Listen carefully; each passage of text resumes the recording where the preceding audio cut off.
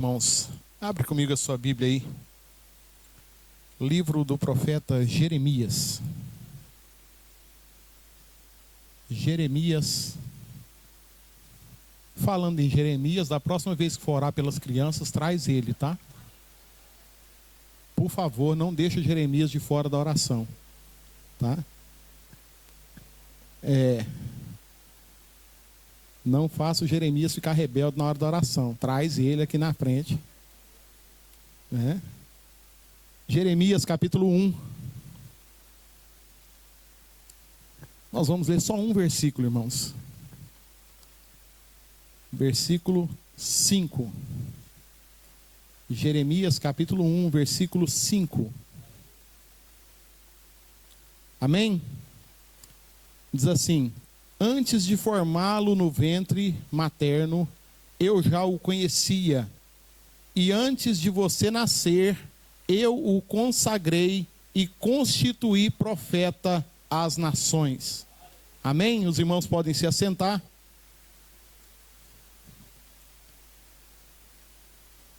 Antes de iniciar essa mensagem que Deus colocou no meu coração, eu queria perguntar aos irmãos se aqui na igreja tem algum irmão aqui que é perfeito. Tem alguém perfeito aqui? Não? Todos são imperfeitos? Mas deixa eu te contar uma coisa. Você é imperfeito, mas Jesus te aceitou. Ele te aceitou com a sua imperfeição. Ele derramou o sangue dele pela sua vida, pela sua salvação. Em Jeremias capítulo 1, versículo 5, o nosso Senhor, ele traz para nós a informação de que Ele conhece cada um de nós, desde antes de nós sermos gerados no ventre. Irmãos, ninguém, por mais que seja considerado hoje, um profeta de Deus, ele pode dar a certeza de que há um filho no seu ventre antes dele ser gerado. Não existe ciência, não existe ninguém que tenha essa noção de falar assim: olha, você está grávida, mas não existe criança, não existe geração, não existe formação dentro do ventre para que a pessoa possa trazer essa informação. Mas nós servimos a um Deus que Ele te conhece desde antes de você ser formado no ventre. Ele já sabia que você nasceria, o seu nome, a sua altura, a cor do seu cabelo, os seus olhos, e que você estaria aqui hoje. Porque o nosso Deus é o Deus do impossível. Ele faz aquilo que nós não podemos fazer. Ele sabe aquilo que nós não sabemos. Ele conhece todas as coisas. E nós vemos, irmãos, que Deus, Ele está dizendo através dessa palavra que vale a pena confiarmos no Deus ao qual nós estamos buscando. Muitas vezes a pessoa fala assim: eu vou lá na igreja, se Deus falar comigo, tudo bem. Se Ele não falar, pelo menos eu fui lá. Mas se nós não confiarmos no Deus ao qual nós servimos, nós estamos perdendo o nosso tempo. Nós estamos perdendo o nosso tempo se não houver confiança, se não houver fé no Deus ao qual nós servimos. Ele já te conhecia antes de você ser formado. Ele já sabia que você nasceria antes da sua mãe ter se engravidado de você. Ele já sabia. Não há nada oculto diante dos olhos do Senhor. E a palavra de Deus fala que não há nada oculto que não venha a ser revelado. Vai ser revelado, tudo diante de Deus vai ser revelado. No dia do juízo, tudo vai ser revelado. Não vai ter nada oculto diante de Deus. Não existe nada oculto diante de Deus. Evangelho de João, capítulo 15. João capítulo 15, versículo 14, 15 e 16, diz assim: vocês são meus amigos se fazem o que eu lhes ordeno. Já não vos chamo servos, porque o servo não sabe o que o seu senhor faz. Mas tenho chamado vocês de amigos, porque tudo o que ouvi do meu Pai, eu lhes dei a conhecer. Não foram vocês que me escolheram Pelo contrário, eu os escolhi e designei para que vão e deem fruto, e o vosso fruto permaneça, a fim de que tudo o que pedirdes ao Pai em meu nome, Ele conceda. Irmãos, quando nós pensamos assim, eu aceitei Jesus como Salvador da minha vida, Ele já tinha te aceitado antes. Ele já tinha morrido antes pela sua vida. Ele já tinha derramado o sangue dele antes pela sua vida. Quando eu aceito Jesus, irmãos, eu não estou fazendo mais do que a minha obrigação, porque Ele morreu pela minha vida. Ele morreu pela minha salvação. Mas tem muita gente que acha um sacrifício aceitar Jesus como Salvador. Tem muita gente que acha difícil se adaptar àquilo que Jesus pede.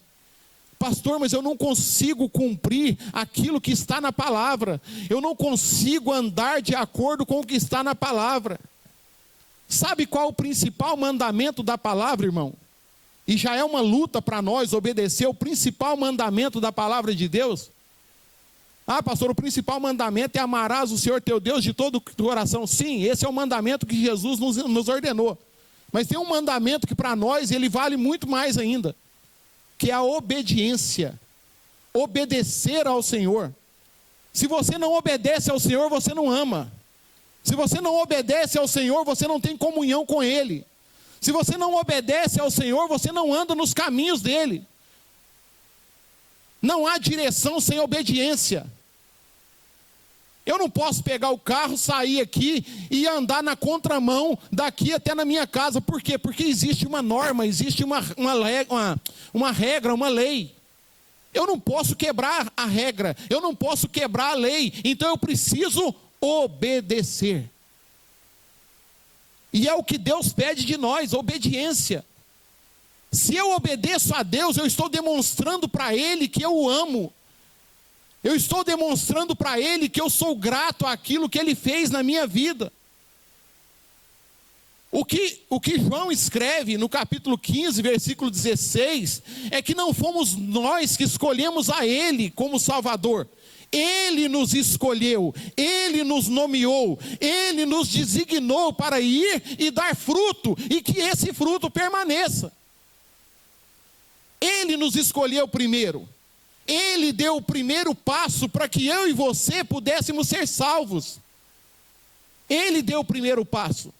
Ele fez a parte que era dele, agora nós temos que fazer a nossa. Nós temos que buscar ao Senhor em espírito e em verdade. Buscar ao Senhor com consciência de que eu preciso mudar. Buscar ao Senhor requer mudança. Requer uma adaptação de comportamento. Eu não posso mais fazer o que eu fazia. Eu preciso mudar o rumo da minha vida. Eu preciso tomar uma nova direção. Por quê? Porque Deus, Ele me exige isso. Jesus, Ele pede que haja mudança. A transformação, ela faz parte da vida do crente. Nós hoje na escola dominical nós falamos da transfiguração de Jesus. Ele se transfigurou. Ele mostrou para os apóstolos o Jesus glorificado, com um rosto resplandecente, com as vestes brancas, luminosas. Ele mostrou para os discípulos o que era o Jesus glorificado. E para nós vermos aquilo que os apóstolos viram, nós precisamos tomar uma decisão na nossa vida. Ou eu sigo o caminho de Deus, ou eu estou na contramão daquilo que é a vontade do Senhor na minha vida. E eu sinto informar para os irmãos que quem anda na contramão de Deus está designado a ir para o inferno. Pastor, mas nós estamos dentro da igreja. Vai ter crente que vai para o inferno, irmãos. Vai ter crente que vai para o inferno, porque é crente só da boca para fora. O coração está preso no rancor, na amargura, está preso no desentendimento, está preso no constrangimento com alguma coisa, e não conversa, não fala, não coloca aquilo para ser resolvido. E isso vai nos levar para o inferno, irmãos, se nós não mudarmos o nosso comportamento diante de Deus. Eu falo nós porque todos nós somos humanos e todos nós erramos.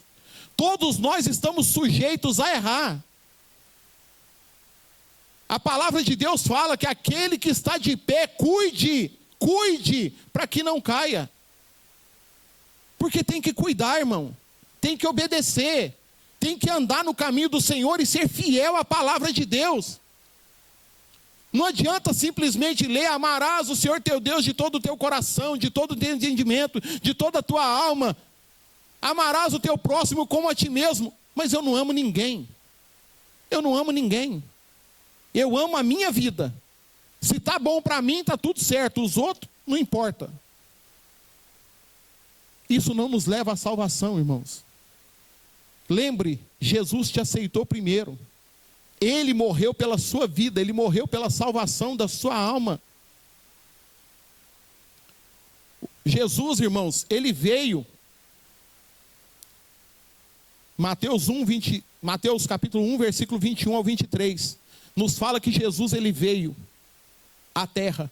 Ele deixou aquela vida espiritual de Deus e veio à terra para nascer como homem, como criança.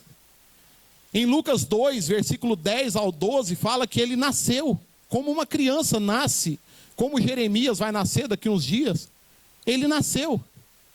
Ele cresceu, como as nossas crianças aqui estão crescendo, estão louvando aqui, estão participando da obra.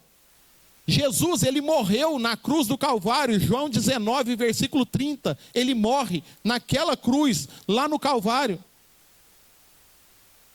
Em 1 Coríntios, capítulo 15, versículo 20, o apóstolo Paulo fala que ele ressuscitou. Porque nós não servimos a um Jesus que está morto. Nós não servimos a um Jesus que está enterrado numa cova e existe uma placa em cima do túmulo dele, escrita assim: aqui está Jesus o Nazareno, que nasceu em tal lugar e morreu em tal data. Não, ele não morreu, ele vive. Ele ressuscitou. E ele vai buscar uma igreja santa, ele vai buscar uma igreja separada, ele vai buscar uma igreja que obedece ao Senhor, uma igreja que anda nos caminhos do Senhor, uma igreja que vive em comunhão, como diz a palavra de Deus. Ó, quão bom e quão suave é que os irmãos vivam em união, é viver em união. Não é união aqui dentro e a hora que sai da porta para fora, um fala mal do outro. Isso não é união, irmãos. Isso é falsidade. Isso tem outro nome, isso é falsidade. E nós temos que tomar cuidado. Eu não sei o que os irmãos falam, por exemplo, da minha vida do lado de fora, mas Deus sabe.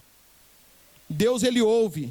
Deus, Ele conhece o seu coração. Ele sabe. Eu estou dando exemplo de mim para não citar o nome de alguns irmãos.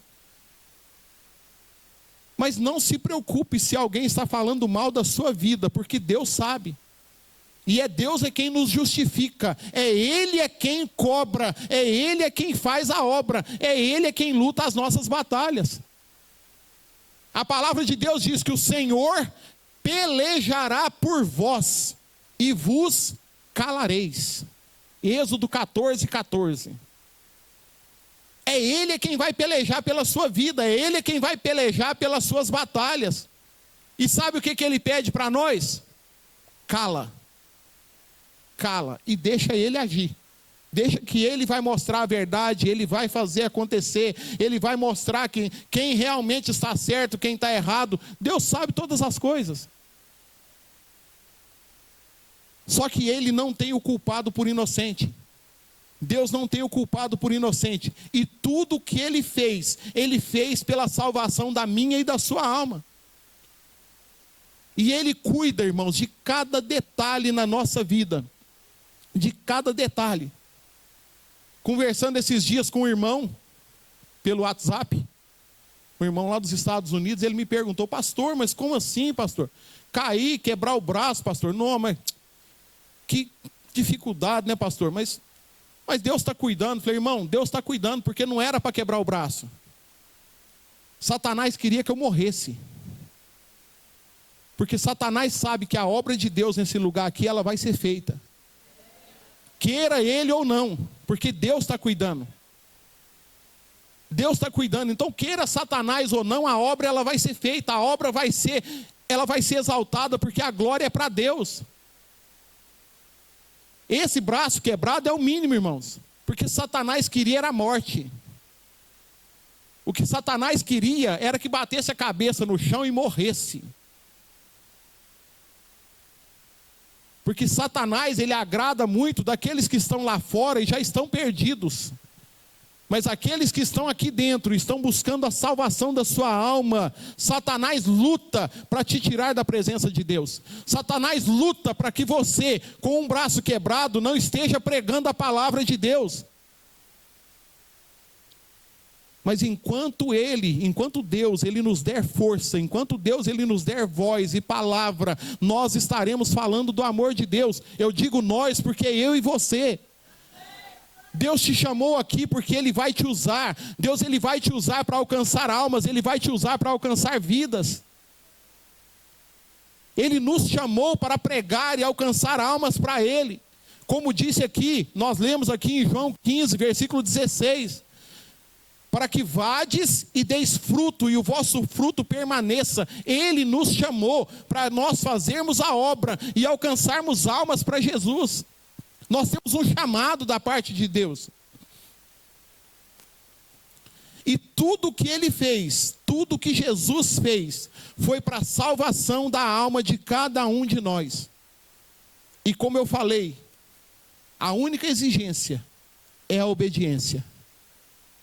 Parece simples obedecer, mas é difícil, irmãos, porque nós somos desobedientes por natureza. O ser humano é desobediente por natureza. Não obedece o pai, não obedece a mãe, não obedece o chefe no trabalho, não obedece os mais velhos, não tem mais respeito com a autoridade dos mais velhos. Irmãos, nós estamos vivendo num tempo que a situação, ela não parece nem um pouco agradável, principalmente para Deus. Principalmente para Deus. Nós precisamos, irmãos, voltar a obedecer os princípios, a obedecer as normas, a obedecer as regras. Eu falo com os meus filhos, falo assim, olha, às vezes eles conversam comigo, com a Andréia, né, de alguma forma assim, meia ríspida, né, uma forma mais bruta. Aí eu falo com eles assim, interessante, né? Hoje eu sou crente, que há um tempo atrás, se eu não fosse crente, eu ia fazer igual a minha mãe. Do mesmo jeito que a palavra saía da boca, a mão já voltava, pá! Né? Só que hoje não pode, a criança não pode apanhar, irmãos, misericórdia. Que geração nós estamos criando? Que geração nós estamos criando? Uma geração que não obedece pai e mãe, uma geração que não obedece os mais velhos, uma geração que não respeita a autoridade. Como que eles vão trabalhar e respeitar a autoridade de um patrão? Mas Deus, Ele é misericordioso, irmãos. A graça e a misericórdia de Deus, elas nos alcançam todos os dias. Ai de nós, irmãos, se não fosse a graça e a misericórdia de Deus na nossa vida. Se Deus não tivesse misericórdia de nós, nós já teríamos sido consumidos pelos nossos próprios pecados, pelas nossas próprias iniquidades.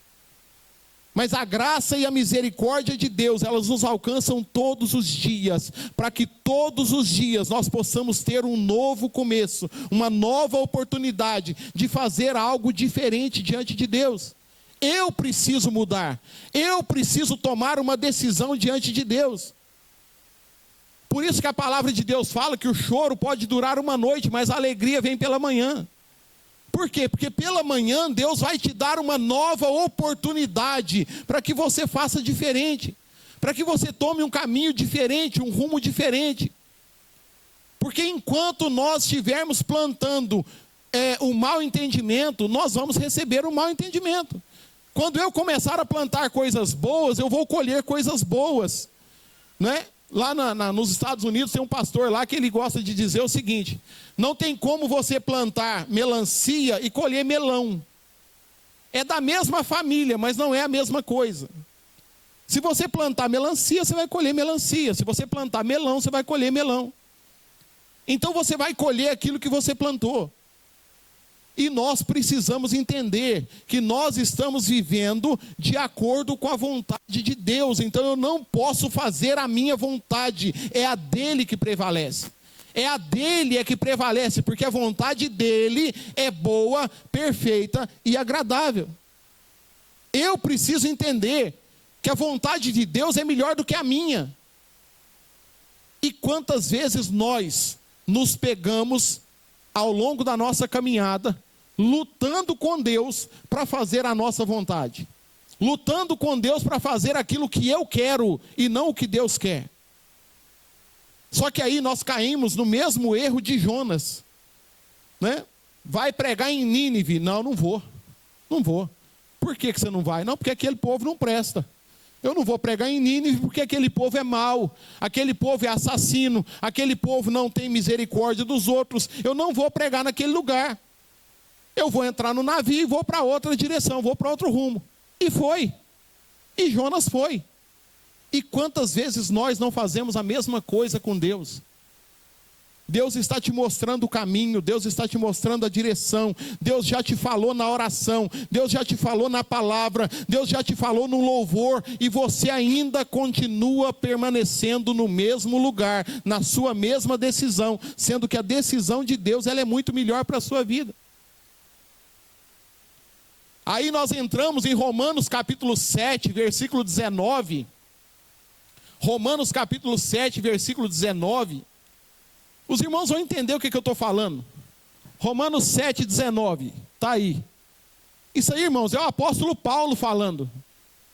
Isso é o apóstolo Paulo falando. Presta atenção no que o apóstolo Paulo falou. Porque não faço o bem que eu quero, mas o mal que eu não quero, esse eu faço. Irmãos, esse é o apóstolo Paulo falando. E quantas vezes nós não caímos no mesmo erro?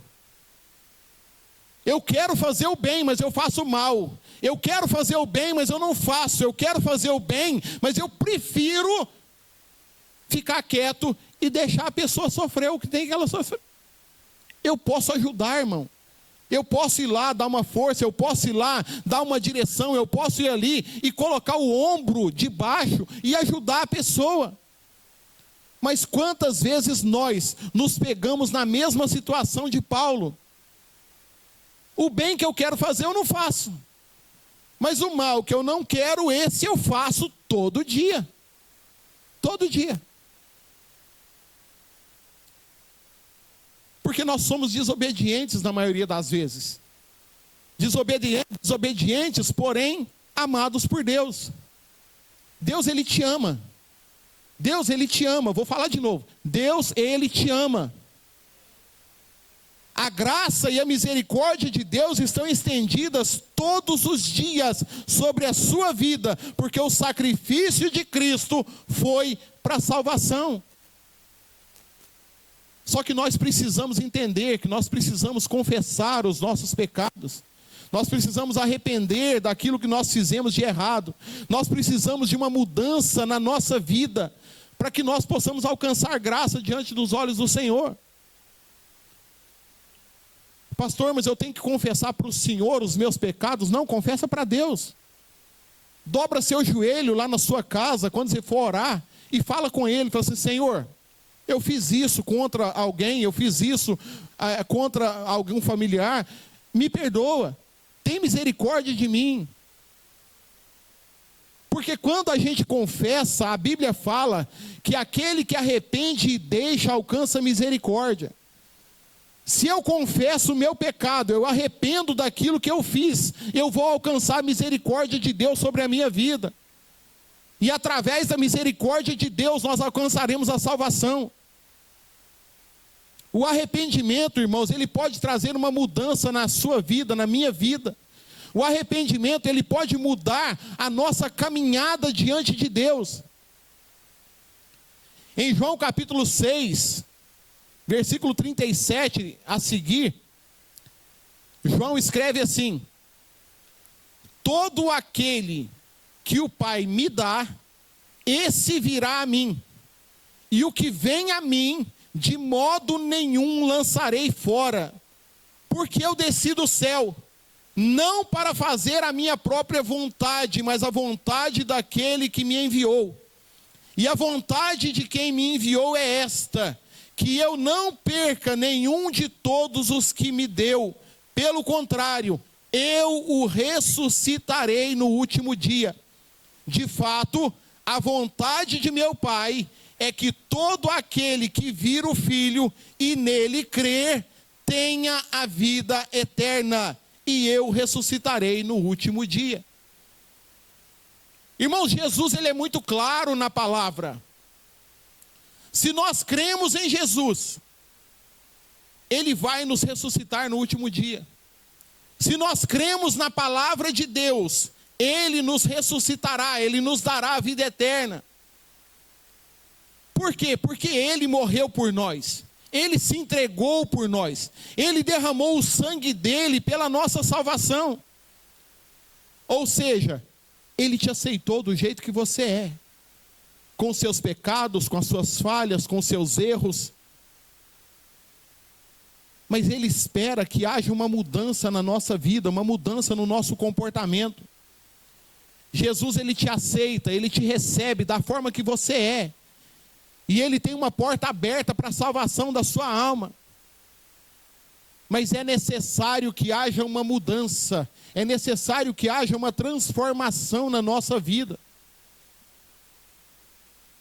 E nós sabemos, irmãos, em 1 Tessalonicenses, capítulo 1, versículo 4, 1 Tessalonicenses 1, 4, fala assim, olha, sabemos, irmãos amados por Deus, que Ele os escolheu. O apóstolo Paulo, falando aos Tessalonicenses, ele reforça a palavra, dizendo que Deus, Ele nos escolheu, nós somos escolhidos do Senhor.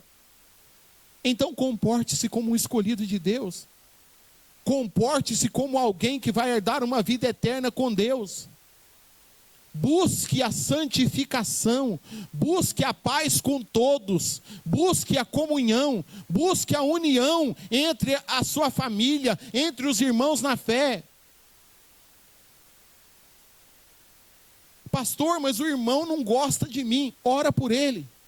Dobre seus joelhos e ore por ele, ore pela vida dele, para que Deus quebrante o coração dele, para que haja mudança na vida dele, e que ele venha conversar com você, e possa entrar num acordo, descobrir o porquê que tem essa resistência, porque não pode haver desentendimento entre os irmãos, não pode haver desentendimento entre o povo de Deus, irmãos, nós vamos morar no mesmo céu.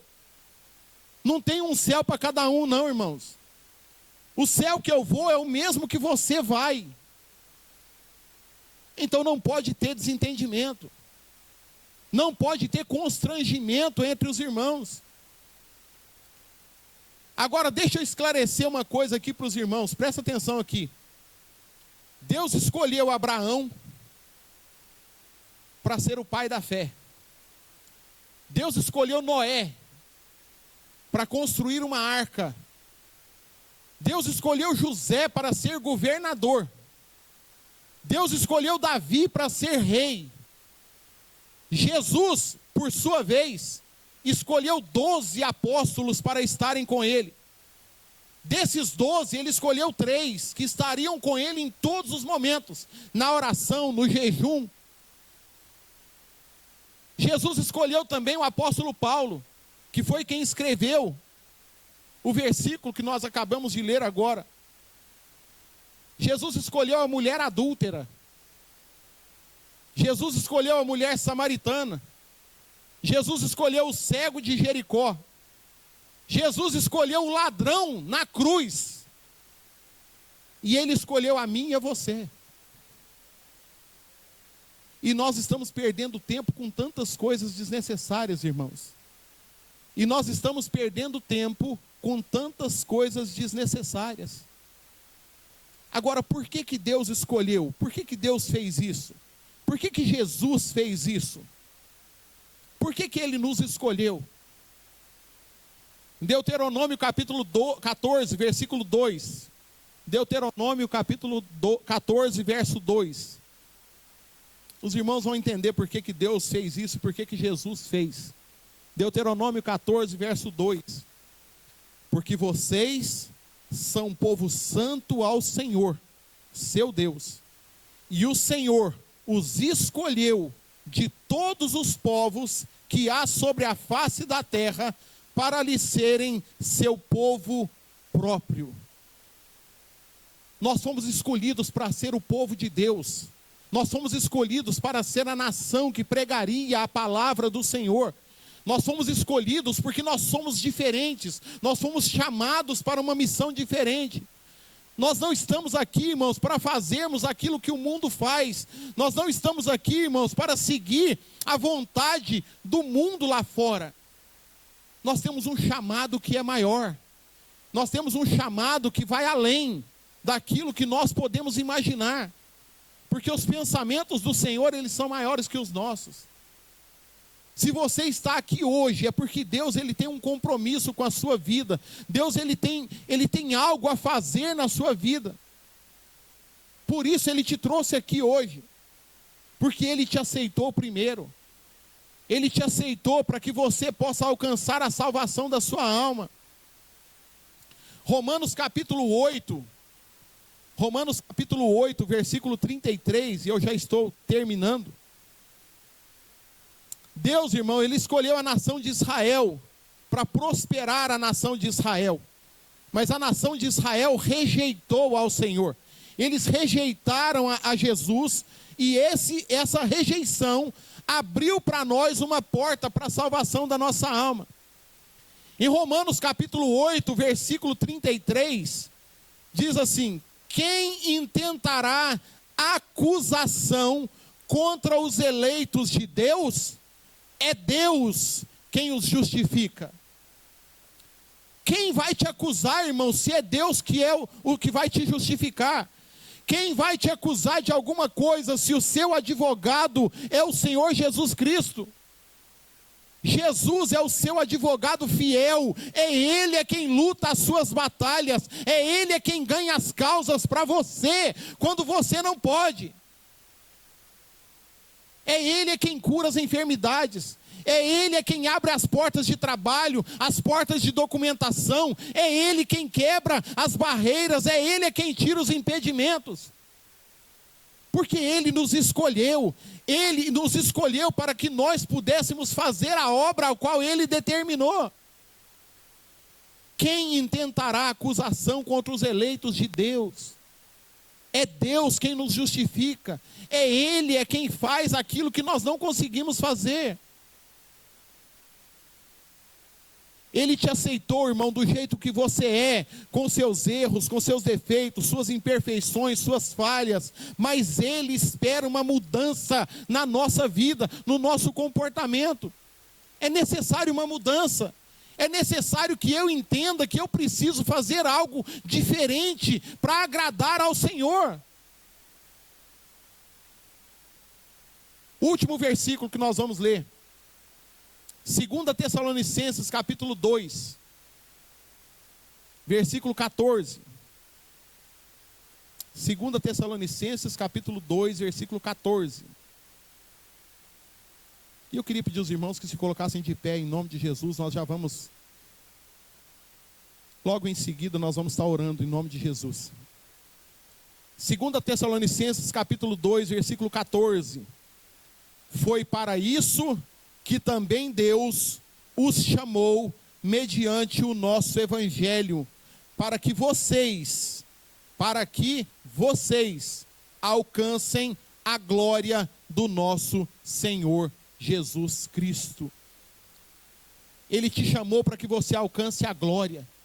Ele te chamou para que você alcance a salvação da sua alma. Ele te chamou para que você possa estar orando, intercedendo pela sua família, pelos seus familiares, para que almas sejam alcançadas. Eu quero perguntar para os irmãos aqui. Eu não sei com quem Deus falou nessa noite, mas eu sei que Ele falou no seu coração. Eu quero te pedir que você reconheça hoje que você precisa de uma mudança diante de Deus. Senhor, eu preciso mudar. Eu preciso mudar o meu coração, eu preciso mudar o meu comportamento, eu preciso mudar os meus pensamentos, eu preciso reconhecer que o Senhor é o Salvador da minha vida. Eu quero me render aos pés do Senhor. Eu quero que você saia do seu lugar. Venha aqui à frente, dobre seus joelhos, eu quero orar pela sua vida. Você que quer se render aos pés do Senhor, que Ele possa te ajudar na sua mudança, naquilo que é necessário, para que nós possamos caminhar diante de Deus em espírito e em verdade. Decida hoje a mudança na sua vida, no seu caminho. Decida hoje a mudança que vai fazer com que Deus, Ele possa te exaltar na sua caminhada. Eu sei que não está fácil, porque o inimigo ele tem tentado contra a nossa vida.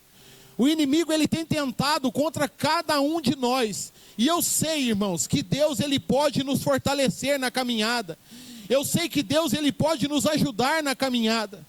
Mas é necessário que haja uma mudança no nosso interior, uma mudança no nosso coração, uma mudança no nosso pensamento. Decida hoje mudar a sua vida diante de Deus. Decida hoje mudar para que o seu caminho, ele seja o melhor caminho. Porque Jesus está voltando, irmãos. Jesus está voltando e Ele vai levar uma igreja santa.